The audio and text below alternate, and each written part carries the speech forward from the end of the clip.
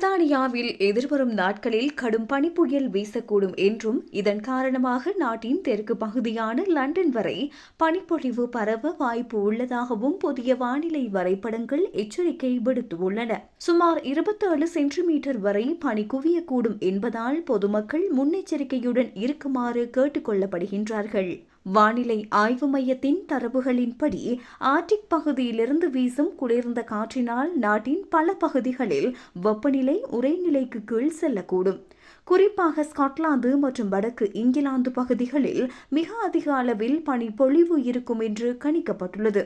இந்த பனிப்பொழிவு வடக்குடன் நின்றுவிடாமல் மெல்ல மெல்ல தெற்கு நோக்கி நகர்ந்து லண்டன் மற்றும் அதன் சுற்றுவட்டார பகுதிகளையும் எட்டும் என்றும் எதிர்பார்க்கப்படுகின்றது. வழக்கமாக தெற்கு பகுதிகளில் பனிப்பொழிவு குறைவாகவே இருக்கும் என்றாலும் இந்த முறை அங்கு பனிப்புயல் போன்ற சூழல் உருவாக வாய்ப்புள்ளதாக கூறப்படுகின்றது.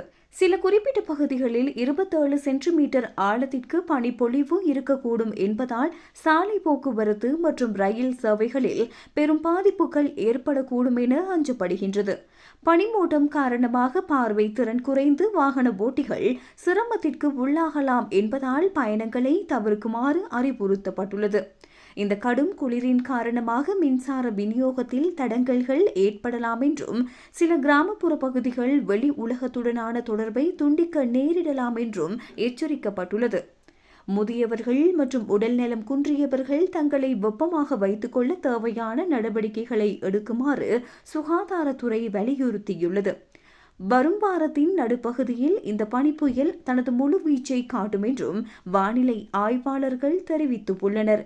இதனால் விமான நிலையங்களிலும் காலதாமதம் ஏற்பட வாய்ப்புள்ளது. பொதுமக்கள் அவ்வப்போது வெளியாகும் வானிலை அறிக்கைகளை கவனித்து அதற்கேற்ப திட்டமிடுமாறு கேட்டுக் கொள்ளப்படுகிறார்கள்.